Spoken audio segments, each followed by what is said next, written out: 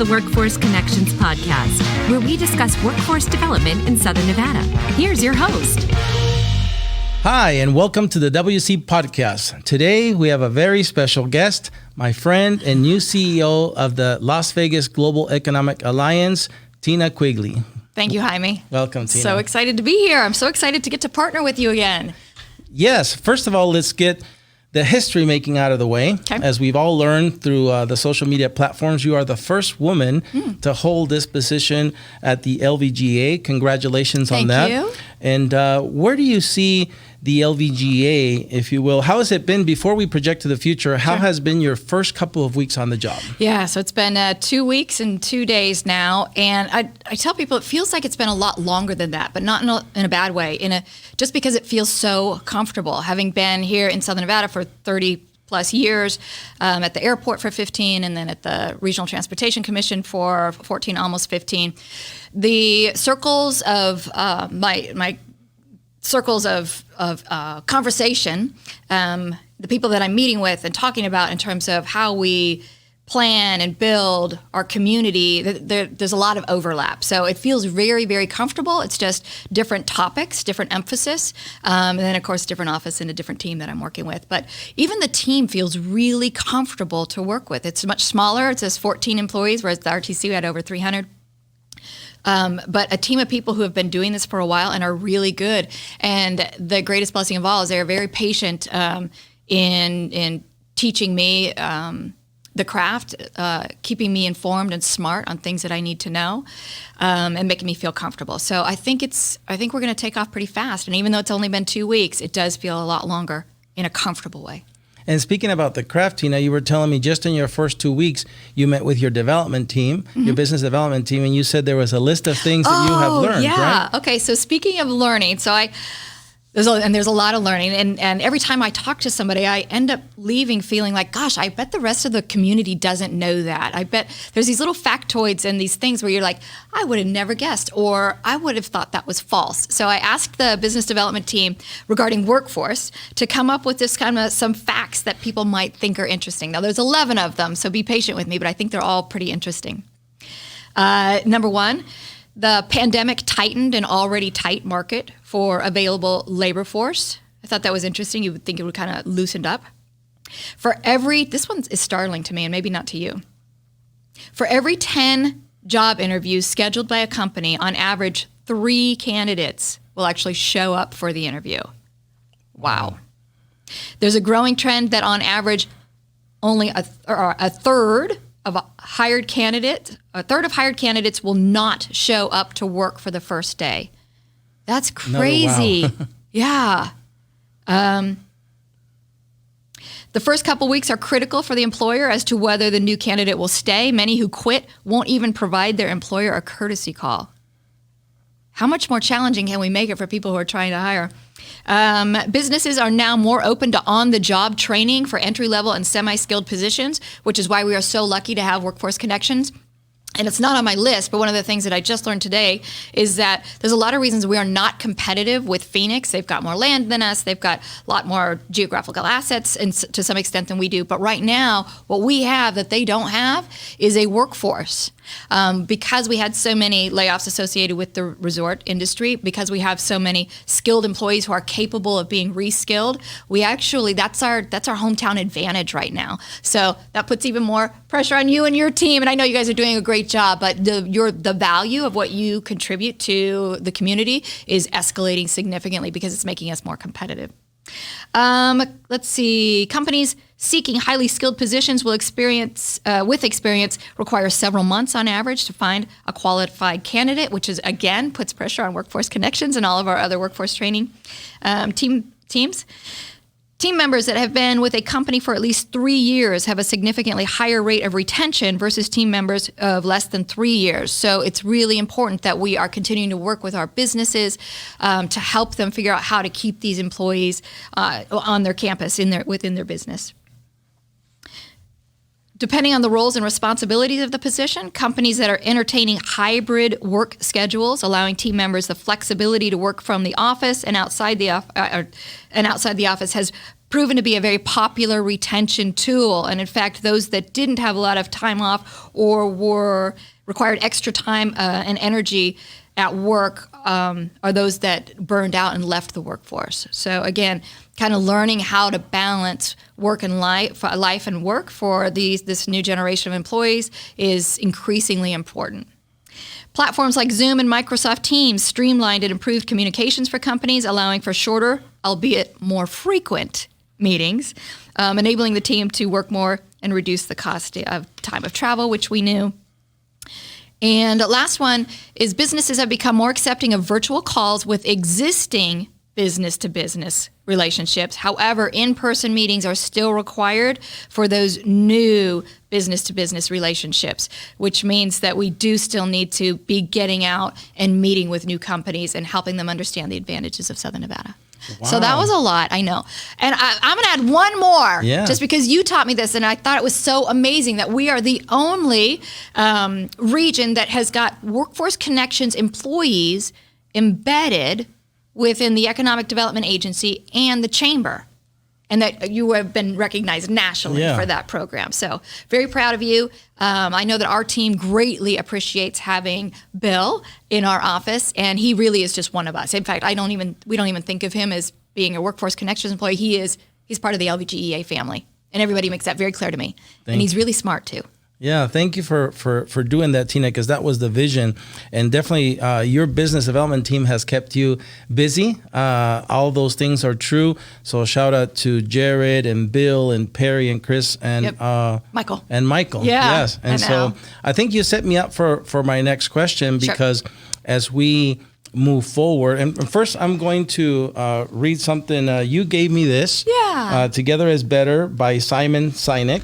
And there's a couple of quotes that I love about them, and one of them is right here, and it says, "Building the world will not be easy, nor will it happen in a year or two, but if we commit to working together to each do our part to help advance a shared vision, we can build this world we imagine." And this is when you look at our logo, you have people, partnerships, and possibilities. And there's other one I like too, because it's an African proverb, and it says, "To go fast, go alone. To go far, go together." And so that sets up my question, because I know the answer, but I want our listeners to hear from you. Sure. We're all happy here in Southern Nevada that after a well-deserved hiatus, Tina Quigley is back in the game. And I'm excited. And to help Southern Nevada move farther. So the question would be, after having successful stints at the airport and at the Regional Transportation Commission, helping those organizations advance, where do you see the LVGEA and its partners in the next 5 years? Okay, so I'm going to point to that book, and you're right, that book is very special and important to me. It looks like just a children's book, but it's actually got some very poignant and important quotes and thoughts in it as it relates to the power of working together. And that really applies when you're talking about economic development. It's just not an option for our infrastructure, for our resources, for our training, for our businesses to be operating independently without any overlap as it relates to taking a look at the future and where we need to go. So your question again was, where do I see it? In 5 years. Because in 5 years, where do I see us going? So I really think that the LVGEA, and I've talked with the team, and I think, and the board, the executive team of the board, and I think there's consensus that it's time for the LVGEA to grow into taking a strong convening role for all of the different bubbles of expertise that we've got within the economic development world. So pulling in resources and infrastructure and related to water, related to land, related to workforce, related to our chamber activities, our growing and building our businesses, with our elected officials, with our lower and higher ed. And you taught me that we've always focused on higher ed, but actually it's lower. We can start as early, in K through 12 to start preparing for the workforce that we are anticipating. And I know we'll talk about workforce blueprint eventually, but that really lays out for us kind of the vocations that we need to be preparing for. Okay, so I still have more to answer on that question. Where do you see it in 5 years? I think that, again, LVGEA becomes a stronger convener for creating a strategic unified plan. And by that, I mean workforce connection, I'm separating those, workforce connections, but also infrastructure. So I am very worried at this point, and I know lots of people in the community are as well, that water resources are dwindling and need to be managed. We need a responsible plan for making sure we don't run out and we can continue to attract jobs and attract businesses because we have water resources. And then also land. We are even though you look around and you see so much desert out there, that isn't development ready land for one thing, but it's also not owned. It's owned by the federal government, by the Bureau of Land Management. So it is not available for development. I understand just in casual conversations with local economists that, just as short ago as 2000, I think it was 2018, that we had about 9,000 acres of available land. And that we're probably down to about half of that now, so somewhere around 4,500 acres of land. And that starts to get, of development-ready land. And that starts to get a little, that's kind of nervous, because if you can't grow your economy, if you can't grow your businesses, then you can't grow your economy, which means you start to wither. And I truly believe that one of the reasons that we were able to rebound from the financial crisis as quickly as we did, and I know it took a while, but we got back, and the reason we were able to rebound from the pandemic is because we do have some diversification in Southern Nevada, and we've been continuing to grow. Now, if you can't grow, you stop, and that's when you start to wither. So I think we all need to be worried about that. So again, convening for the sake of this strategic infrastructure plan, I think we need to do.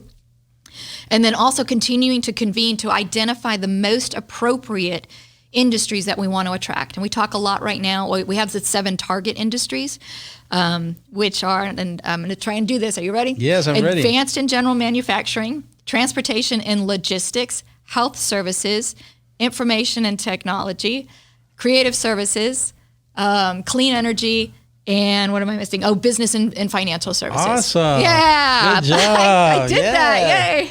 Awesome. That was awesome. So, but, I think we are going to regularly need to return to revisit that list and which areas we're emphasizing, because recognizing we have these limited resources, and advanced manufacturing can be a large consumer of land and water. We really want to be intentional about the industries that we are approving, especially since we take these industries, these businesses who come, and we request tax incentives for them. I think, we want to be careful. We're not encouraging and awarding tax incentives to those businesses that may not be a really appropriate fit for Southern Nevada. No, I love the fact that you started with partnerships, right? Again, because at Workforce Connections, we believe in that as well. We cannot do it together or alone, as the African proverb said. And so I think you've always shown it in your previous roles. When we met, you were at the RTC, mm-hmm. and you were a willing partner with us at Workforce Connections. And I love how today, you said in this new role, you're already looking forward to partnering with us. And so I know that's who you are. We have to partner with you. You live partnerships. And so I think my next question has to do with that. The LVGEA and Workforce Connections partnered years ago with the Vegas Chamber for the Workforce Blueprint 2.0. The exciting thing about the blueprint now is not just the LVGEA, the Vegas Chamber, and Workforce Connections anymore. We've added other chambers of commerce, the Urban Chamber, the Latin Chamber, the Henderson Chamber. And so we continue again to build partnerships. Mm-hmm. There is regional collaboration like never before, the Build Back Better grant, the Good Jobs Challenge grant. So I really feel optimistic about our region. And again, that's why we're glad you're back in the game. The question would be, as you also know, to support the blueprint, we're launching 7 industry sector partnerships for each one of those target industries that you mentioned. The first one is launching on March 10 at the Vegas Chamber. That's the healthcare services. And April 21st, we'll be launching general and advanced manufacturing at CSN. And we haven't picked yet the date for the information and communication technology, but it will be at the UNLV's Blackfire building in May. So that's just the first 3 of 7.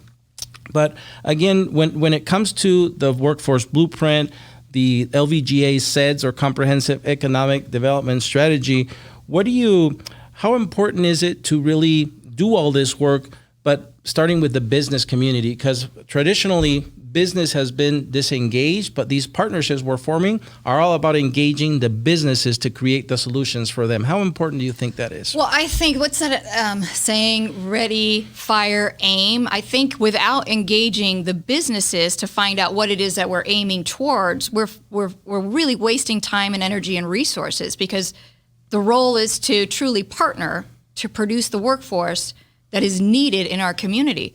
The risk is otherwise you're training a workforce that's going to be great, but either they're not going to have a job or they're going to move to where the jobs are. So appropriate, again, emphasis on the partnerships, aligning the training with the workforce demand out there. So, absolutely important and foundational, so that we aren't wasting time and energy and resources. And you said earlier also, Tina, that the solutions don't start just in the post-secondary era with the community colleges, the institutions of higher education, which all are members of the LVGEA, but also that secondary system, or the K through 12 system, which again, Superintendent Jara is a member of the LVGEA. So we have all the pieces in place to be able to, once we extract the needs of the business community, we can really work the needs deep into that pipeline that again starts as early as kindergarten.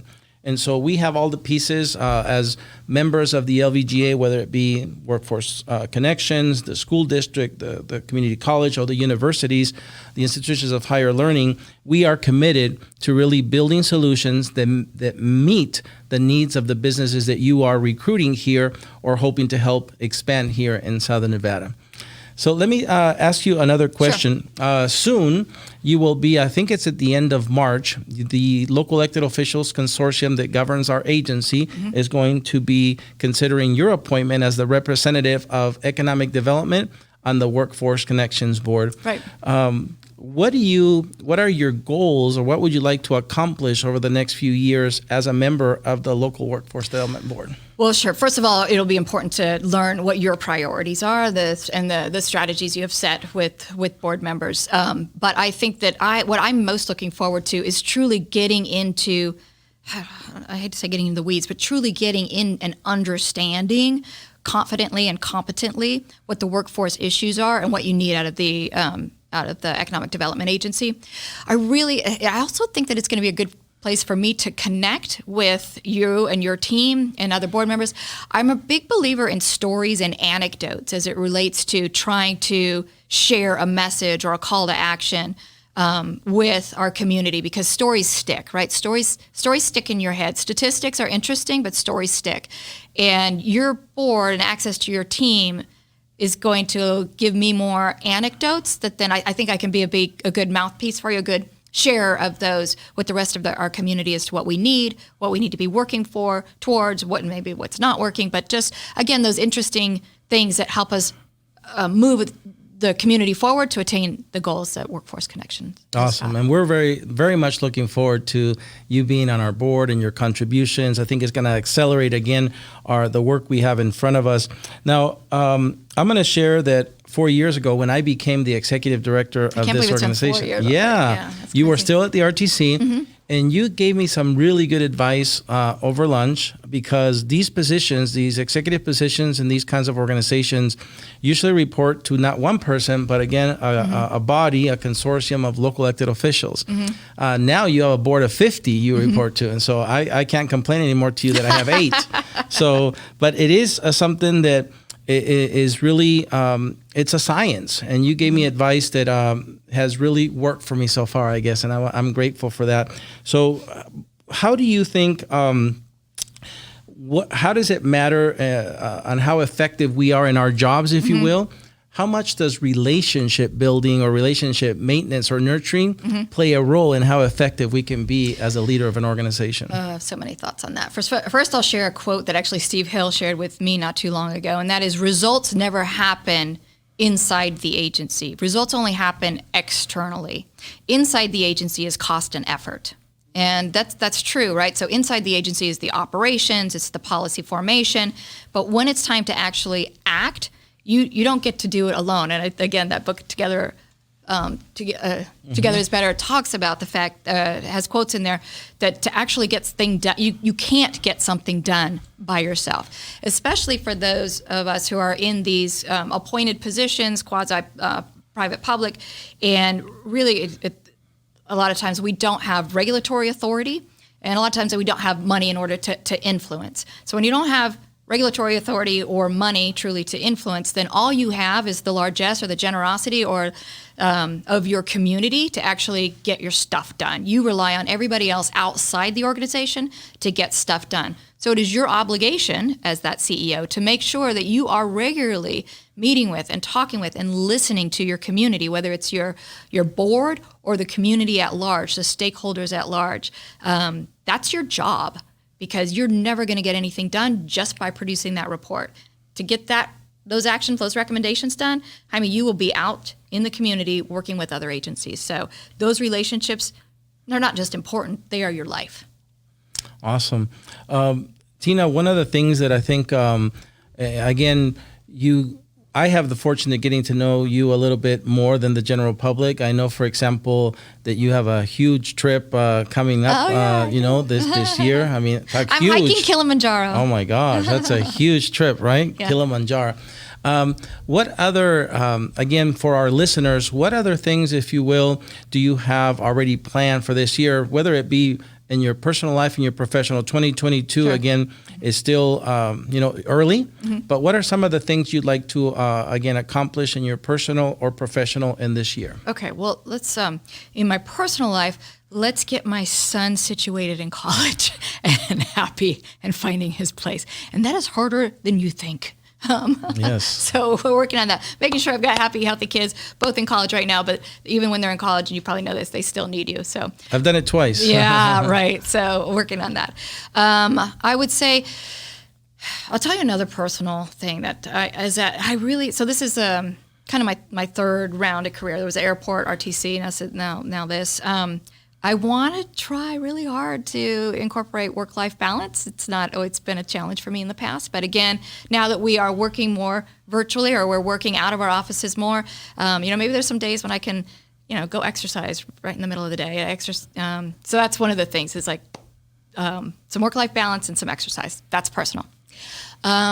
Professionally, the goals are going to be to really, this is very simple, but to get confident and competent again in this industry, specifically here in Southern Nevada, to truly inventory and understand what the critical issues are to growth, and then, like we talked about, convening to help figure out how we get over those barricades, those obstacles, anything that's holding us back to growth. And I do think we've got some significant things that we have to deal with, and we can't just turn a blind eye to. Let's see, I want to explore some new, I do want to take a look and work with Steve Hill and anybody else, Steve, UFC, whoever else, on this concept of sports and entertainment technology, because that's really interesting to me. It's it's ancillary, it's different, but it's ancillary to our primary industry. So that one I'm looking forward to exploring. Let's see.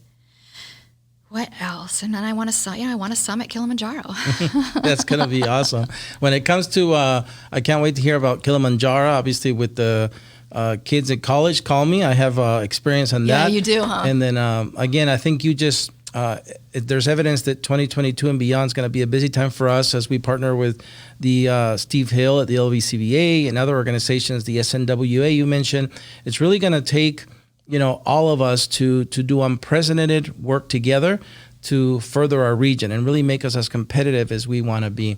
So, Tina, as we reach the end of the podcast, I'd like to, again, we followed our framework. We had, some questions for you, but this is the time that's open mic. This is Tina Quigley time. So anything that you would like to share with our listeners? Oh, okay.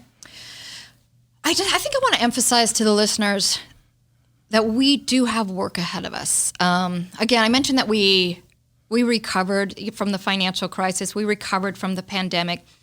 We continued to grow, but that's because of some of the really heavy lifting that people before us went. If it was not for Bruce Woodbury and the Bruce Woodbury Beltway, we wouldn't have had as much growth as we have seen. If it wasn't for Pat Morey and John Ensminger in investing in the third straw and investing in water infrastructure, again, we would have capped our growth significantly.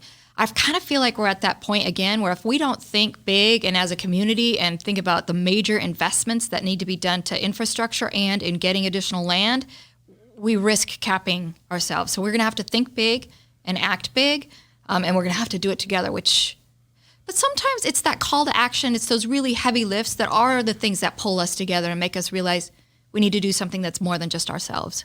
So I think I want to drive that home to the community that we're about ready to have to do some big stuff again. Well, I think with you at the helm of the LVGEA, we're going to get there, Tina. I would like to add one person to that list of very important things. There was this thing that at the RTC Tina Quigley drove, which is a fuel tax revenue index, right? Right. All those things helped us better. So, Tina, I want to thank you for being here today in our podcast. Thank you for taking, this job, getting back in the game and helping being on our team. And I have to thank you for helping me. Also, thank you for accepting to be nominated to go in front of our Leos to be on the Workforce Connections board. I think the other members are going to be excited about you there. So I hope I can be of value and add. You definitely will be. Thanks. Well, that was it for today's episode of the WC Podcast. We look forward to seeing you another episode. Until then, stay safe.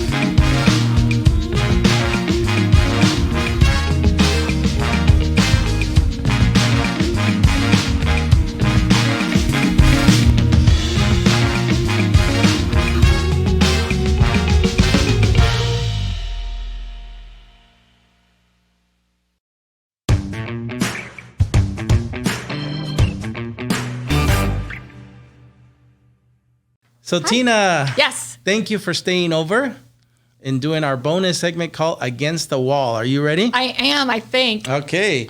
These are just a series of rapid fire questions. So again, you can pass if you like, or answer both if you like.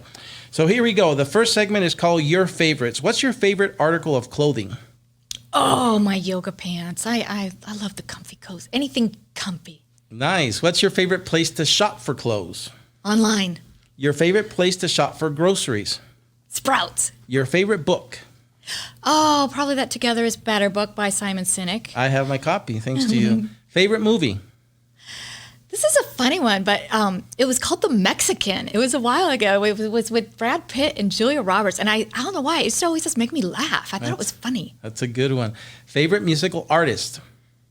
Jack Johnson. Favorite country to visit? Oh, Costa Rica. Favorite city to visit? Pass. I can't think of one. Favorite? Well, you know what? No. I like visiting New York. I don't want to live there or anything, but I like visiting. The Big Apple. Yeah. Favorite day of the week?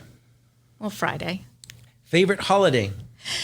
I still like Christmas because the family gets together and all the kids and the cousins, and it's fun, and we drink a lot. Who doesn't? Yeah. Favorite dessert?